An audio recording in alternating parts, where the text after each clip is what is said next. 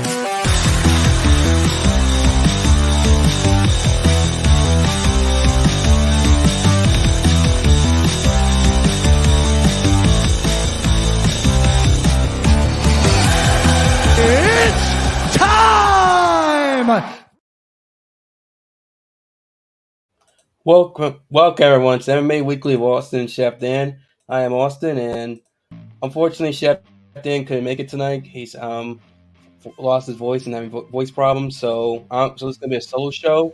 Wish Dan a speedy recovery, and hopefully he can recover and he can get his voice back. But it's gonna be just me tonight. Like I said, hopefully Dan can make a recovery with his voice. But yeah, before we begin, I just want to say thank you guys for watching us and supporting us on YouTube or Rumble and the audio podcasting platforms. Appreciate the love and support you guys give us. And, well, let's get right into it. What happened? The UFC returned finally. UFC came back this past Saturday, live at the Apex in Las Vegas, Nevada.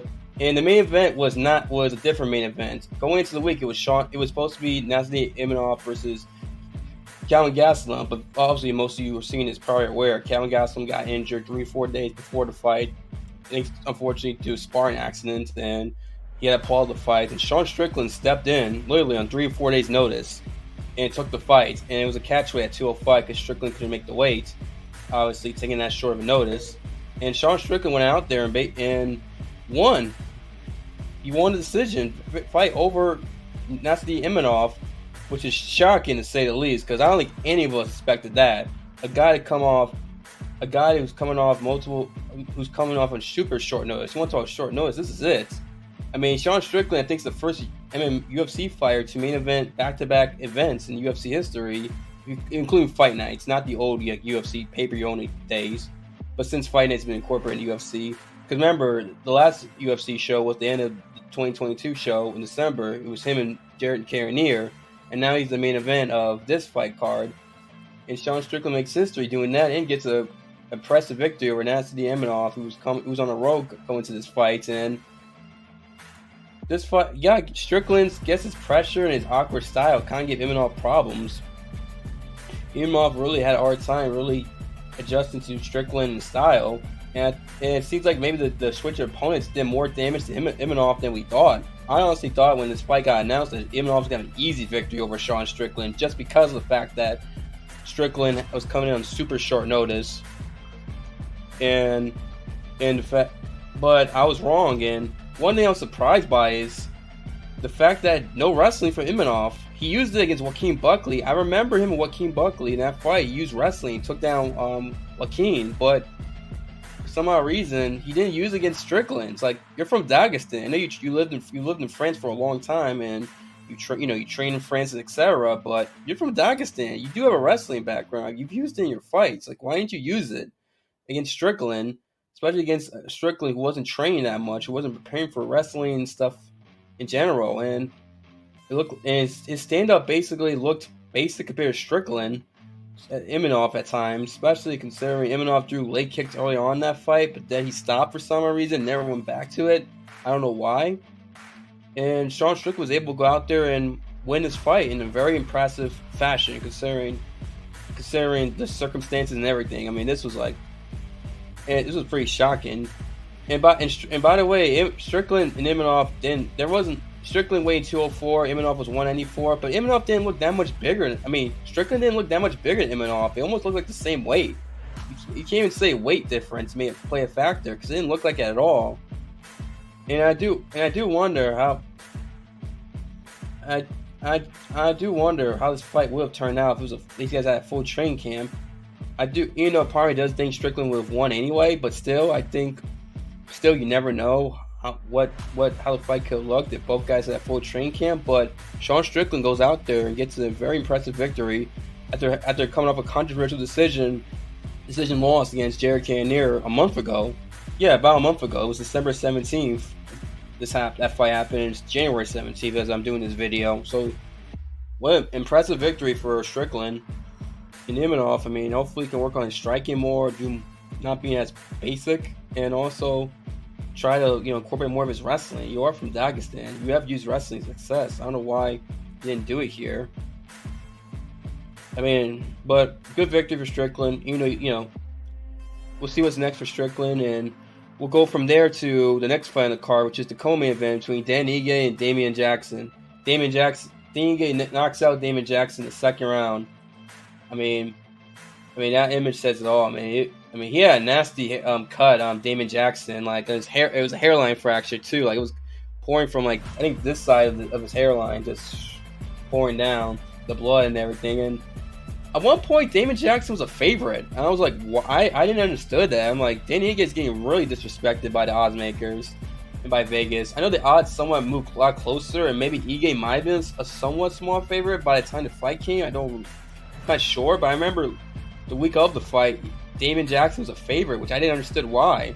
A lot of people were thinking Damian Jackson was going to beat Dan Ige. I don't know why people were disrespecting Dan Ige like that. Dan Ige has been a consistent contender in this featherweight division for the last 4 or 5 years, and he looked like the better fighter. I mean, it seemed like Damian Jackson had nothing for him to stand up. I mean, he landed a couple punches, but every time Dan Ige landed a punch on Damian Jackson, it seemed like Damian Jackson just affected Damian Jackson a lot more than Jackson's punches on Ige. He would curl up, he would be pushed back a lot, and it's like the punches always had the punches seemed to inflict so much damage on Jackson. Every time Dan Ige landed one, to the point where he set up that impressive knockout, which he got performance bonus with, which thankfully he deserved it because that was a pretty damn nice knockout. I mean, that was impressive to see, and see Dan Ige get a victory again, bounce back after losing his last fight to. I forget. I don't think it was Giga. I forget who his last fight was. My apologies, but it was nice seeing Dan Ige get another victory and I'm pretty sure the next fight for Dan Ige is going to be a ranked opponent in the featherweight division.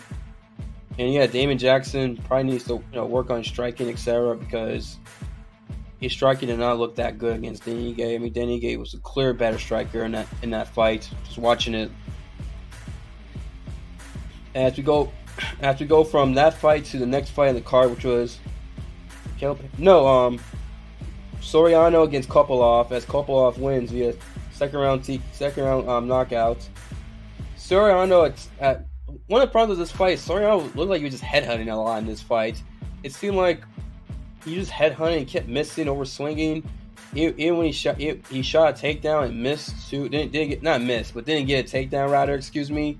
And Kopylov was able to take him down at one point. I think towards the end of round 1, if I'm mistaken. And it just seemed like from there, Kopylov at the round 2, Kopylov just dominated, just kept beating up Soriano to the point he was able to get that finish. And this is a guy in Kopylov who, I know he lost his debut fight back in 2010. I know he didn't get off the best start, if I remember, in his UFC run, but since then he's pulled off some impressive victories and he's shown improvement in his skill set. these last several fights, and he's a little bit he's on a roll. He's a guy to watch out for in this middleweight division. But yeah, great fight for Kopylov, great victory for him, Roman Kopylov, in TKO victory in the second round.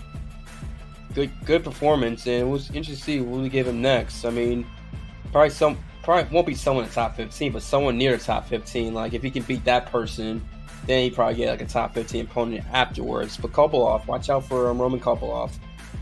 As we go in from that fight to the next fight in the card, which is a women's bantamweight division between Ketlen Vieira and Raquel Pennington. Raquel Pennington wins via sorry about that. Excuse my voice. She wins via split decision, 29-28 on the judges' scorecards. And this fight, Raquel Pennington lost the first round because she did get hit with like an elbow, I believe, from Ketlen Vieira that did visible damage to her, and that to me swayed the round to Ketlen Vieira because of the visible damage on Raquel Pennington's face. But round two, she won round 2 and 3. And that's, to me, Raquel Pennington, because I think she did a lot more than Ketlen Vieira. Even though Ketlen Vieira did land some elbows in the end of round 2, but it wasn't enough to steal the round. In round 3, Vieira was dominating the wrestling, or dominating the grappling part of it, but she wasn't doing any damage. Raquel was clearly doing way more damage. The stat lines, I believe Raquel outlanded Ketlen Vieira like 80-something to 67, something like, I think it was 81-67 in favor of Raquel Pennington. I know it was somewhere in the 80s for Raquel, and I know Ketlen Vieira had 67 strikes landed, but none of the strikes were like, none of them were like hurting her, except for that one that first round. And to me, Ketlen Vieira lost because she didn't do enough damage. This was kind of like the reversal of her and Holly Holm, it seemed like, where when Ketlen Vieira fought Holly Holm, she won because in the judges' scorecards because she was doing more damage than Holly Holm. Holly Holm was winning the grappling exchanges, and it seemed like it was somewhat like that here in this fight, where she was doing better in the grappling exchanges, especially later in the fight, but Raquel Pennington was outlanding her and doing more damage, and she got the victory. And it's kind of crazy to think Raquel Pennington is not far off from a title fight, considering she fought Amanda Nunes almost 5 years ago for the title, where she got beat up by Amanda. If I remember, she didn't want to go out there for the 5th round, but coaches told her to, basically, and that caused some controversy at the time, that I remember. And she's not that far off. She might, all she needs is one more victory and she gets a title fight. It's kind of weird. Think about that. Raquel Pennington is still in the mix for a championship. I mean, I'm not saying she beats Amanda in the second go around because I don't see it, but hey, it's still impressive to think that she's still in the top of the division all these years later since fighting for the title back in 2018. And for Ketlen Vieira, it's just tough loss. I mean, it seems like Ketlen Vieira, every time she gets close to getting a title fight or close to winning a big fight, well, particularly fighting for the title more so, every time she gets close, it seems like she tends to lose. Something happens where she drops the ball. I don't know if that's just me, but I feel like that's been like that with Ketlen Vieira in her career. I mean, if I'm wrong, let me know. If I'm right, let me know, because that's what I feel when I think of Ketlen Vieira's career. She gets close to title fights and then she loses. I think she lost to Irene Aldana, or was it Julia Pena? It was one of those two girls she lost to, I believe, where she was close to getting a title fight. That, or it might have been Jermaine Durand. It might have been one of those. I forget. I remember she was close and lost to one of those 3 women and didn't get a title fight, where she was right there, near a title fight. But we'll see what's next with Ketlen Vieira, and might as well do Julian Pena and Raquel Pennington, since Amanda Nunes, there's no clear-cut contenders for Amanda Nunes. Might as well have those 2 fight for the title. I mean, not the title, but no more contendership. That's just me, but we'll move on and talk about the first fight in the card, which is in the bantamweight division between Umar Nurmagomedov and Arsenio Barcelos, as Umar Nurmagomedov wins via knockout 4 minutes and 40 seconds into the first round. This was a great performance for Umar Nurmagomedov. I mean, they both were throwing a lot of strikes and both landed some strikes, but it seemed like Umar was the better striker, especially considering some of the body shots he landed against Arsenio Barcelos, and it was a body shot that set the knockout punch. He landed a body shot, causing Barcelos to leave his neck open, and Umar called him a left hook that just dropped him, and then just ground and pounded him and just finished him, as you see in the picture. Just landed like, I mean, he was out already by the time he landed. I mean, the ground pound, you can make an argument wasn't necessary, but at the same time, you don't stop fighting until the judge, I mean, not the judge, the referee tells you to stop fighting. And that's what Umar Nurmagomedov did. And I think that was his first knockout of his career. I think so. I mean, if that's the case, then that's impressive. What a way to get a knockout. He got performance bonus, rightfully so. And this was his first fight where he didn't have Habib, his cousin, in his corner, and he's still undefeated. I mean, it's impressive. Him, his brother Usman and Bellator, and Habib, all undefeated. It's crazy that family is starting to become the first family of MMA. They keep winning fights, Umar and Usman. They'll stay as the first family of MMA, in my opinion. The Nurmagomedovs. What a great performance, and for him and for Umar, he should definitely get a ranked opponent next. I don't know who, maybe a Pedro Munoz or somebody like that, but he needs a ranked opponent next. Maybe Ricky Simone or someone like that, because he's clearly one of the top bantamweights in the world. He's definitely someone to watch out for, who could be a title contender by the end of the year. Great performance by Umar Nurmagomedov. He gets a very good Honey Barcelos too.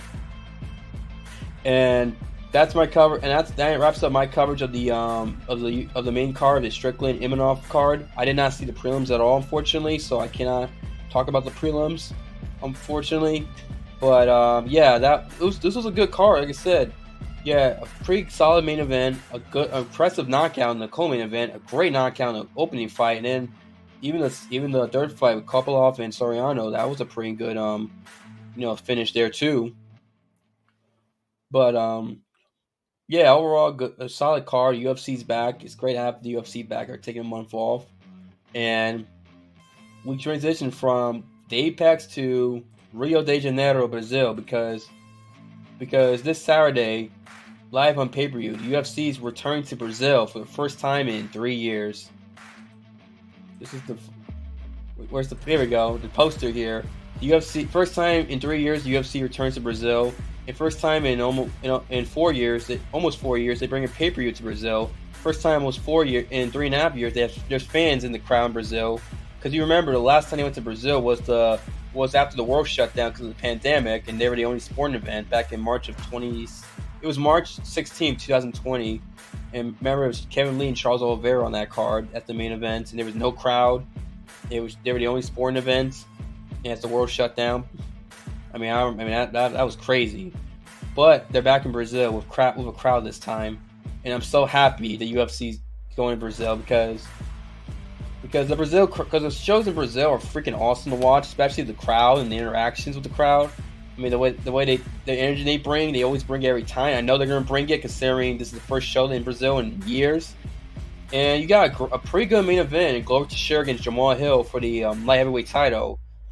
As you know, UFC 282, the last pay-per-view, it was a draw in the light heavyweight title fight between Jan Blachowicz and Magomed Ankalaev, and Dana White immediately made a new fight for the light heavyweight title. Dana White did not want to have a freaking unvacant champion, considering Yuri Prochazka was the champion, and he vacated the belt. So he made this fight for Brazil, so I would get light heavyweight championship. And for Glover Teixeira, this is his first fight in Brazil, and I believe about almost 5 years, not longer. I remember checking it like a couple weeks ago. Glover Teixeira hadn't fought in Brazil in a long time, and now he's returning back in Brazil against Jamahal to get his lightweight belt back. That he just lost in June against Yuri Prochazka, one of the greatest fights ever. And Jamahal is the biggest fight of his life. He has the opportunity to become a champion a lot sooner than he probably expected, considering he's ranked number 7. And for this fight, I personally think Glover Teixeira is going to win. He's an underdog, which it seems like it's been like this with Glover Teixeira in his recent run to becoming the lightweight champion. It's that he's always the underdog. No one expects him to win. Everyone picks against him. His age, he's old, and etc. But he hasn't shown his age has not caught up with him. It hasn't been a hindrance to him at all. He's still winning these fights, beating up these younger guys. Even the Yuri Prochazka fights, that was an epic back and forth war. It wasn't like Yuri Prochazka dominated him. I mean, Glover Teixeira was up 3-1 going into round 5, and even hurt Yuri in round 5. And for me, I'm picking Glover Teixeira to win this fight because I think Glover Teixeira is the better wrestler, the better grappler of the two. And And I know Jamahal, when he fought Thiago Santos the last fight, stuffed 14 of 20 takedowns, but the 6 he got, Thiago Santos was able to get those ones where it was able to get them very easily, and also Thiago Santos is not exactly the grappler Gilbert Teixeira is, where if Gilbert Teixeira gets on top of you, like the way Thiago Santos did at times with Jamahal, you are screwed, because Gilbert Teixeira is known to have one of the best top games in all of MMA. He is, you watch the Jan Blachowicz fight, any of his fights, when he gets on top of you, he just dominates you and picks you apart and beats you up. The Anthony Smith fights and one other fight comes as an example. And I think he's the better wrestler of the two. Also, I think he's got the better gas tank of the two. We saw him and Yuri Prochazka go at it for 5 hard rounds. It wasn't until the middle of the 5th round where Gilbert Teixeira gassed out and lost his energy. He was pushing the pace for most of that fight. And Jamahal, I just don't think Jamahal has the gas tank that Gilbert Teixeira has, nor the wrestling pedigree than Gilbert Teixeira has. And Jamahal is taking this fight on a month's notice, where Gilbert Teixeira was supposed to fight on that last pay-per-view card before Yuri got hurt. And Yuri got hurt like not that far away from the pay-per-view, like a week before the pay-per-view, if I remember correctly. At least over a week before the UFC 282 pay-per-view. And because of that, I think Glover was already in training camp, and now he took a couple weeks off and resumed training camp. I think Gilbert Teixeira is going to be in much better condition than Jamahal, and I think I can see him getting Jamahal tired, especially in the second and third rounds, and getting a submission or ground and pound there. I think he's going to win a second and third round ground and pound submission. Going to take down Jamahal and just beat him up there. Now, it's possible Jamahal could win. Yeah, I can see maybe Jamahal catches him, and especially early in the fights, it goes for ground and pound. He might put him out. It's possible that Gilbert Teixeira maybe still feeling some of the effects from that war of Yuri Prochazka. It's possible, but also it's been about, I think the fact he's got an extra month to get rest. Well, not rest, but he instead of fighting December, he fights in January. A month later, and basically about 7 months after the Yuri Prochazka fight. It might help him out in terms of recovery and taking some shots, and taking damage potentially as well. But I can also see where maybe Jamahal catches him and hurts him and drops him and finishes him potentially in the first round. But I just don't. It's possible. I'm not going to rule it out, but I just don't see it likely. I think Gilbert Teixeira is going to win second or third round, TKO or submission. And then we go from that fight to the other fight that's on the card is the quadrilogy. Yes, that's right, quadrilogy. Deiveson Figueiredo versus Moreno 4. It is rare in combat sports to get a quadrilogy. It's not just in MMA, but boxing too. Those don't happen often. Seriously, how many quadrilogies can you think about? Boxing, there's what, Pacquiao and Marquez? They fought, 4 times they fought. It was 4, because the 4th fight was that infamous Marquez knockout Pacquiao, where Pacquiao was face down near the ropes. What, Jake LaMotta and Sugar Ray Robinson, I believe, back in the day, back in like the 40s and 50s. Jake LaMotta, who was the inspiration for the Raging Bull movie that Robert De Niro started. They fought 5 times. In MMA, it's not the only quadrilogy I can think of is, and people probably don't even know this was a quadrilogy, was Andre Arlovski and Tim Sylvia. They fought 3 times in the UFC, but they fought a 4th time, one championship, and when one championship was just getting started back in 2012. People forget that. I didn't know until I was looking up Andre Arlovski's record. I was like, oh wow, he fought Tim Sylvia 4 times, huh? Never knew he fought 1, but this is rare territory. 4th fight between 2 fighters, and this is something that may not happen for a long time. This quadrilogy, so this is something it's definitely a special moment, and I'm definitely excited to see this fight. That's for those of you who probably forgot how the series is. It was a draw in the first fight because Deiveson Figueiredo got a point taken away because of I believe a low blow, I think it was a low blow in the first fight, and it was a draw. Even though it weren't for that point deduction, he would have won the first fight. Moreno submits him in the second round. The second fight, excuse me. It might have been the second round of the second fight, actually, now I think about it. But I meant to say the second fight. In the third fight, Deiveson Figueiredo wins the belt. It takes his title back a year ago in January of 2022. And now we get the 4th fight as Brandon Moreno come off that impressive victory over Kai Kara France back in July for the interim belt. And this fight is, I'm leaning towards Deiveson Figueiredo. I know why some people may argue Brandon Moreno, because in that third fight, besides the 2 knockdowns that I think it was 2 or 3, besides the knockdowns that dropped Brandon Moreno in the first round and the third round, and even the submission attempt that Deiveson got on him in that third fight, a lot of that fight Brandon Moreno was winning, and that is a good point. So I heard someone mention that, and that's a very good point there. But for me, the reason why I think Deiveson Figueiredo should win, despite the fact that Moreno despite the fact that Moreno did so well in the third fight, most of the fight, exception was knockdowns and leg kicks that lost him the fight. The reason why I think Deiveson Figueiredo is going to win is because the James Krause situation. As we know, James Krause is being investigated by the Nevada commissions and by the FBI about the whole betting scandal, etc. And Brandon Moreno was a fighter under James Krause. He went to James Krause for the Kai Kara France fight, and then it was staying with James Krause. And this was just a month ago that the whole James Krause situation happened. We got suspended, and where fighters couldn't be trained by James Krause by the UFC, and he was suspended by Nevada and these other commissions, and the investigation came place. And I just think the fact that this is a month before your big title fight, and then you gotta go find a new gym, find new training partners, etc., and get comfortable again. Now, I granted he was only there for Krause for the Kai Kara France fight, but still, he felt comfortable. He was praising James Krause and etc., talking about the gym, etc., praising it. Then to go from, but I understand, but sorry about that. I couldn't talk there today. That was weird, but I get I understand he was praising James Krause. Yeah, he was praising James Krause in the gym, like I said. But the fact that you have to change camps a month before your title fights, and not only that, you gotta go to Brazil, fly across 10-hour flight to fight in enemy territory, and go out there, and then try to get comfortable with a new gym, etc. Now, it's possible he might have gone back to his old gym potentially.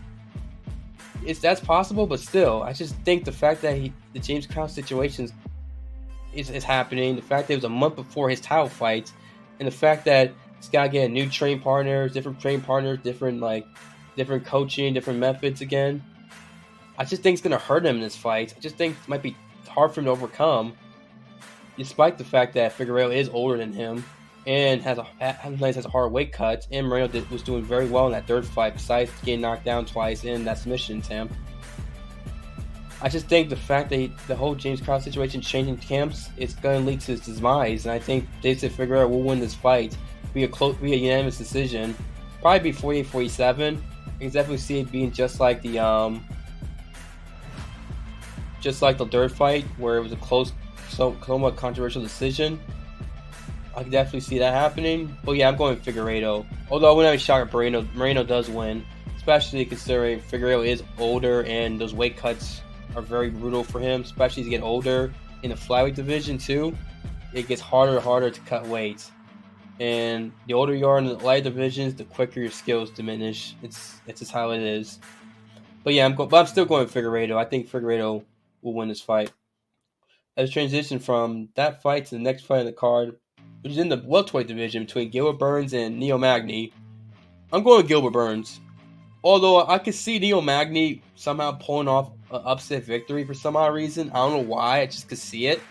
But I think Gilbert should win, because I think Gilbert, to me, I feel like he's just the better fighter. I think we saw against Hamza Chimaev that Gilbert still has a lot left in the tank, and that he's still one of the top welterweights in the world, and that he can compete with the Kobe Covingtons, the Chimaevs, obviously, the Usmans, Edwards, Bilal Muhammad's. He can compete with all those guys. And also for Neil Magny, it's a very quick turnaround too. He fought in early November, and now he's fighting in Brazil in January. And he did take some damage against Daniel Rodriguez. I remember D-Rod did hurt him. I think he tried to drop him or stun him with a punch in their fight. And Gilbert Burns, Gilbert Burns he's working on his offensive wrestling, and Gilbert Burns is definitely a great jiu-jitsu guy. He's got a jiu-jitsu background, And I know Neil Magny's got a lot of submissions, but Neil Magny's not nowhere near doesn't have the jiu-jitsu pedigree as Gilbert Burns does. And to me, because of that, and also Gilbert Burns does have power in his hands, where he can drop guys and hurt guys. I mean, he dropped Hamza Chimaev in their fight. I think he dropped him twice in that second round, and he finished David Maia with a knockout punch. He had the ability to hurt Neil Magny. Either ground and pound him, drop him. After dropping him, or by submitting, dropping him, going for a submission. And I think he has more ways to beat Neil Magny than Neil does. Because Neil Magny, he doesn't throw a lot of straight punches. It seems like if you could throw a lot of straight punches with pop behind them, you get Gilbert Burns problems, especially if a reach advantage, like Usman did in their fight, and even Hamza Chimaev. Even if you don't have the biggest reach advantage or the same reach, if you can throw a lot of straight punches, Gilbert for some reason has a problem with that. And Neil Magny doesn't throw a lot of them. Personally, if you watch his fights, especially he has, especially since none of his punches have pop behind them. And I think personally, because of that, Gilbert is not going to worry about Neil Magny hurt him badly in this fight in the stand-up department. So I think it'll lead to him potentially landing a big punch that can hurt Magny and stun him, and where he can either finish him or maybe take him to the ground and go for a submission. So I think Gilbert will win via second or third round submission.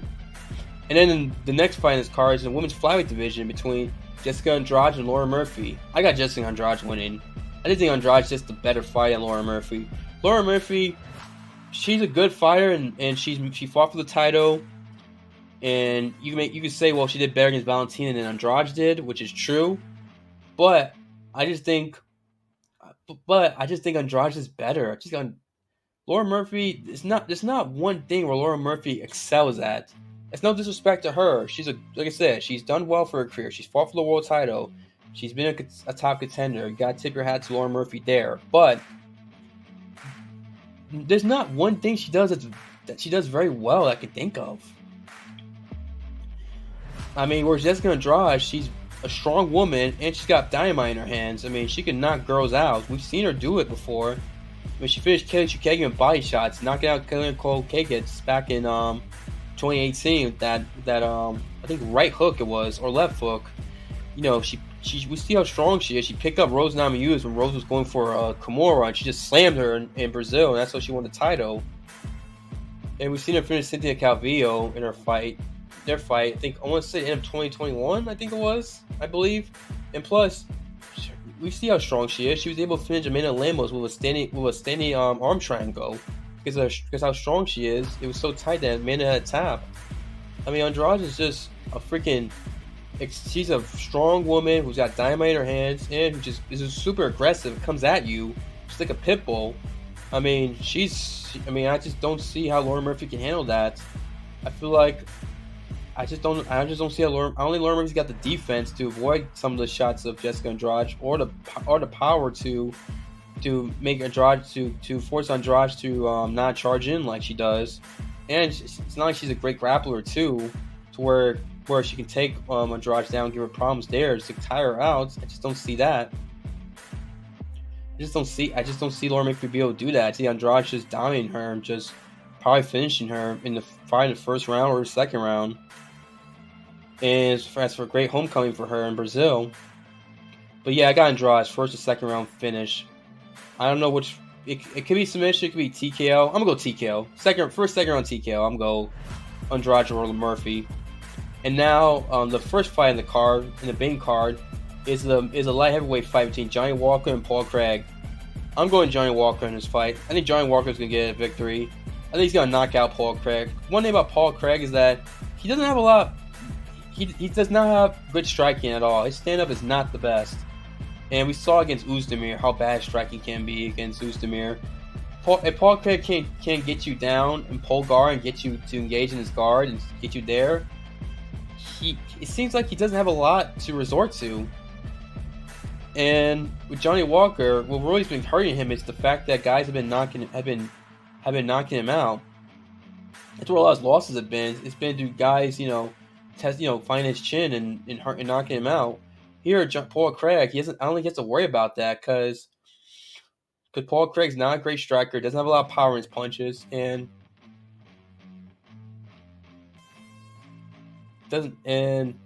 Sorry about that, I got distracted there. But yeah, it doesn't have a lot of power in his punches. Not a great striker. Johnny Walker doesn't have to fear of getting hit by a big punch that can knock him out. And I think the fact that he fought Ian Cutelaba and didn't get rocked chin at all, was able to win that fight against someone, Ian Cutelaba, who does have some power in his punches. It's going to give him a lot more confidence to where he can fight more freely. And if you can fight more freely and more confident, your performance tends to be better. And I can see that totally happening with Johnny Walker in this fight. I think Walker will probably catch him in either late first round or early second round with an elbow or maybe a knee and do some damage and probably finish him with ground and pound and probably be able to put him away. I don't think it's going to be a situation where Paul Craig's going to pull a arm triangle like he did against Akio Krylov, where Krylov basically knocked him out, but the ref didn't notice it, and Krylov kept punching him, and he woke up and he was able to put a arm triangle against Krylov in the first London show. I think Walker will finish him late first round or early second round TKO. I think Johnny Walker's just a better striker, more power in his hands, doesn't have to worry about power from Paul Craig or good striking at all. Walker's good enough a grappler to where he doesn't have to worry about Paul Craig like pulling guard on him and giving him submission that way. I think Walker is a good enough grappler. But yeah, my predictions for the Brazil card, UFC 283, I got Gilbert Teixeira, second or third round TKO or submission. Deiveson Figueiredo by decision, retaining his belt. I got Gilbert Burns winning via second round TKO or submission. Excuse me. Got Jessica Andrade, second round, first or second round TKO, and then Johnny Walker, first, second round TKO. I think this has a lot of finishes in this main card. I think it's gonna be. I think by Sunday morning after the pay-per-view is over, we're gonna look back going, wow, this is a pretty damn entertaining main card. I think that's what we're talking about afterwards. Hopefully, I'm not wrong. I hope I don't look like an idiot saying this, but this is a good, solid main card for the most part. Although part of me is a little bit bothered because I feel like they should have made this card more stacked. Here's the thing: you haven't been in Brazil in 3 years. Let alone it's been over 3 years since you had fans in Brazil. And why is no Amanda Nunes on this card? Why isn't Andre Muniz on this card? Where's Edson Barboza? Where's Michel Pereira? I know Michel Pereira's got a fight with Sean Brady now, but Michel Pereira should have been on this card. They should have been trying to get him on this card prior to making the fight with Sean Brady in March. It's like they should have I feel like they should have just stacked this card since the return to Brazil. And Brazil is one of the most important markets for the UFC. It's one of the most important nations in the history of MMA. Can you really talk about MMA without Brazil? It's impossible to. I just feel like they should have stacked it a little bit more on this card. That's just me. Like, I don't know why Amanda Nunes couldn't fight on this card, return to Brazil. Why we couldn't get her and Shevchenko 3 fight on this card. But that's just my opinion. All right, good main card. Some interesting fights in the prelims. Thiago Moises is fighting this card. He was supposed to fight. Who was his opponent supposed to fight? Kutalaze, I think. I forget. He was supposed to fight someone else, but got a late replacement. Thiago Moises is very underrated, very talented fighter. Me and Dan, if you watch the show, have saying Thiago Moises' praises. He's a very good fighter. Guy who we think could definitely get in the top 10 of the lightweight division soon. And he's only 26 too, so he's still young. Or 27, still young. Gregory RoboCop Rodriguez is on this card. I love seeing RoboCop. I mean, that guy is an entertaining fighter. I mean, that guy he had a nasty cut. Gregory Rodriguez, RoboCop. He came back and won. I mean, I'm excited to see RoboCop come back. Gregory Rodriguez. And unfortunately, he was supposed to fight Brad Tavares, but Brad got hurt and he got a late replacement. I'm excited to see Gregory RoboCop Rodriguez and Tom Moises on this card. Also, see Shogun in his final fight. This is it. This is a retirement fight for Shogun, who a legend, a guy who won the Pride middleweight tournament back in 2005. This is arguably the greatest tournament in MMA history, if you know your MMA history. And he was the light heavyweight champion in the UFC. And it's a guy who's had a lot of Hall of Fame career. Fought some great fights, had some great performances, and I'm glad he's retiring because his last fight, that was not the greatest performance, and that was a sign, yeah, Shogun, you need to retire, man. So I'm glad he's retiring here in this fight. And he's doing it in front of his home country in Brazil, in front of his fans. I'm pretty sure his friends and family are going to be there. And he's an OG, so shout out to you, Shogun Rua. Thank you for your wonderful career, for all the entertaining fights you've given us. But yeah, there's some stuff to look forward to in this Brazil card. Even with my complaints about not stacking it like I want them to do. Considering the return show in Brazil, but that's my coverage for the UFC 283 pay-per-view. I'm excited for it. It starts at 10 p.m. Eastern time, 7 p.m. Pacific. I know it's gonna be a lot of you probably gonna watch the NFL playoffs. I know the Giants are in the playoffs going against the Philadelphia Eagles, so go up to the Giants there against the arch rivals against the Philadelphia Eagles in Philadelphia too, my ad. So it'd be great if the Giants won, but yeah, definitely once the Giant game's over, definitely want to check out this pay-per-view. This pay-per-view's got a chance to be a really good pay-per-view. Start the year off right for the UFC in the 30th anniversary year too.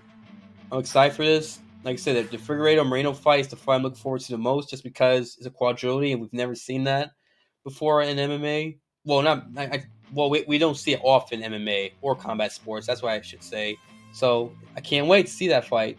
Can't freaking wait. Can't wait to see Gilbert Teixeira and Jamahal Hill. If Gilbert Teixeira can win, his career is like a movie. I said it in the live stream we did for the last UFC show 2022. If Gilbert Teixeira were to win this fight, his career is like a freaking movie when you really think about it. A guy who couldn't get in the UFC for a long time because of visa issues gets in the UFC, gets on a 25 win streak, gets destroyed by John Jones in the title fight, then goes out and wins some fights, lose some fights, and then all of a sudden loses to Corey Anderson, then goes on this run late in his career as he's older to win all these fights that where he was underdog in. In some of these fights he faced adversity, came back and won. Then becomes the second oldest fighter in UFC history to win the belt for his first time, between Jan Blachowicz in 2021 Abu Dhabi. And great comebacks, feel-good story. And then he loses the title to Yuri Prochazka, one of the all-time great fights. And then all of a sudden he's got an opportunity to win the belt back. Not only win the belt back, but do it in front of his friends and family in his home country of Brazil, in front of his home country mates. It's movie-like. Seriously, am I not wrong that Gilbert Teixeira's career is like a movie? It's unbelievable with Gilbert Teixeira. I mean, it really is. I mean, I can't wait to see if it's a Hollywood ending or not with this Saturday. But yeah, thank you guys for watching, listening to the show. Or you're watching us on YouTube or Rumble, or listening to us on audio podcasting platforms. We appreciate the love, support you guys give us. Chef Dan couldn't be here. He lost his voice and he wants to rest up and recover. Hopefully he recovers soon and he gets his voice back and he can come back next week and continue and break down this pay-per-view. Also, he can do Knicks games as the Knicks continue their season, and then hopefully he gets his voice back to the Giants watch along, because I'm pretty sure him and my dad are going to do a Giants watch along potentially this Saturday for the playoff game against the Eagles I mentioned. But yeah, thank you guys for the love support you give us in this channel. Appreciate the love support. Well, you guys, we're nothing without you guys, so you guys are the best. Our fans out there, we love you, appreciate ya. Have a good night, good day while you're watching this, and peace.